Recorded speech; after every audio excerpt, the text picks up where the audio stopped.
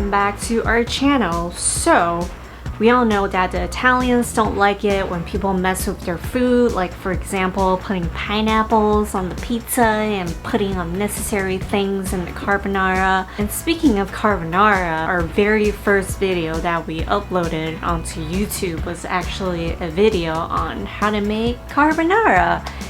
And now looking back, it's actually pretty embarrassing because we shot everything on our phones and the lighting was terrible. And the carbonara we made was not so traditional, so the Italians probably hate it. But today we are going to make things right. We are going to make carbonara the real way. The real traditional Italian way.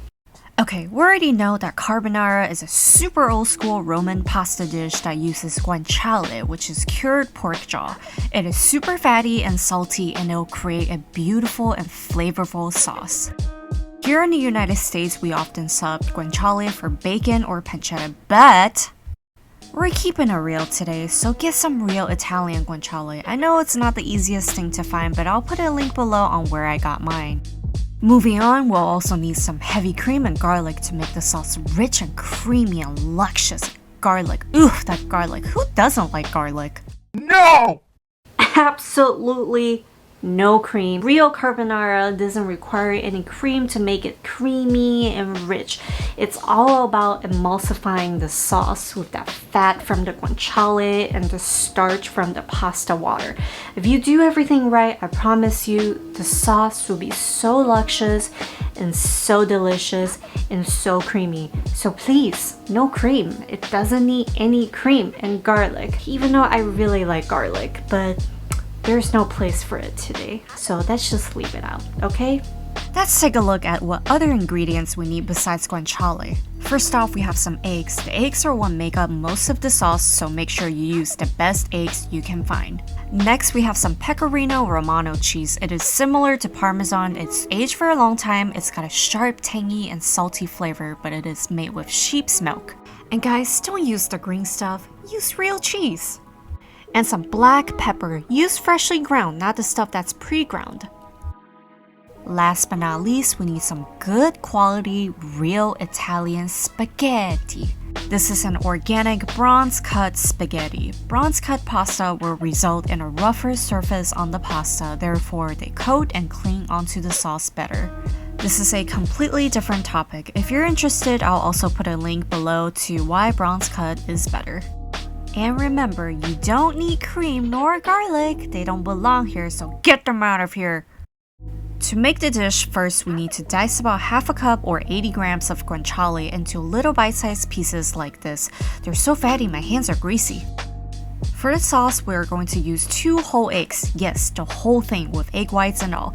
This recipe is for 2 people. If you want extra richness, you could add 1 egg yolk in addition to the 2 eggs, but I really don't think it's necessary. To the eggs, add half a cup, that's 80 grams of Pecorino cheese.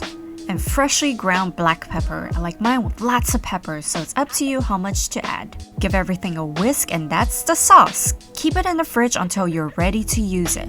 By keeping it cold, it gives you some buffer room when cooking the sauce. It reduces the chance of it being scrambled once it hits the hot pan. In the meantime, let's boil a big old pot of water for the spaghetti. Don't forget to salt the water, but not too much salt. The guanciale is very salty, so don't over salt it. Once the water is boiling, take the spaghetti and break them in half. I'm not gonna break my pasta in half. What do you think I am, crazy? Drop them in the water and cook them till al dente following the instruction on the package. In a cold pan or skillet on low heat, drop in the diced guanciale. We're going to render out all that pork fat and cook them until they're brown and crispy. And in case you're wondering, yes, this is a brand new The Always Pun made by the brand Our Place. This was gifted by Andy's sister Alice, who's a big supporter of this channel. Shout out to Alice, thank you so much for this beautiful pan, we'll put it to good use. When the spaghetti is almost done, reserve about 1.5 cups of pasta water and set it aside. Back to the guanciale, look at all that fat. Now turn the heat to medium and let them brown a little more. When they look like this, they're ready for the spaghetti.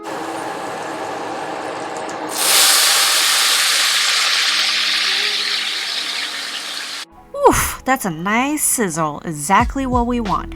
Toss the spaghetti around, making sure they're coated in the pork fat, then turn the heat off. The residual heat from the pasta will finish cooking the dish.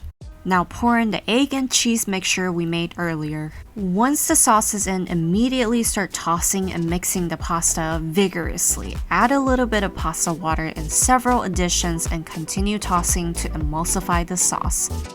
There really isn't any trick here, you just gotta make sure the pan is not super hot and don't stop mixing, and add the pasta water a little bit at a time. And check this out, you can see how glossy and creamy the sauce is at this stage. It really is like magic. A little more black pepper and add the last bit of the pasta water. You probably don't need the whole 1.5 cup, but I did. Every pasta brand is different, so adjust the amount you need based on the consistency of your sauce. I am pretty hungry. What about you? Let's plate this up.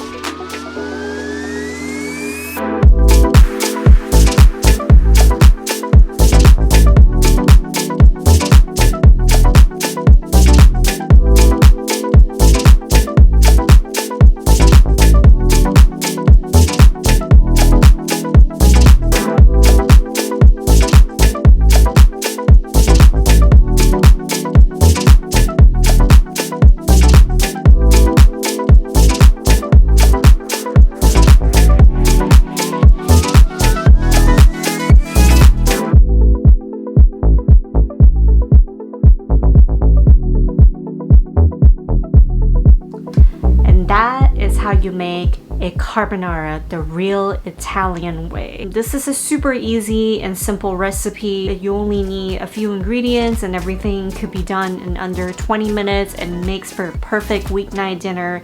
It is so easy to make and so delicious. So make sure you give this a try. If you like today's video, give us a thumbs up, share it with your friends and family. Make sure you're subscribed to our channel, and we will come back with a new cooking video next week. Thank you for hanging out with us today. We'll see you back in the kitchen next time.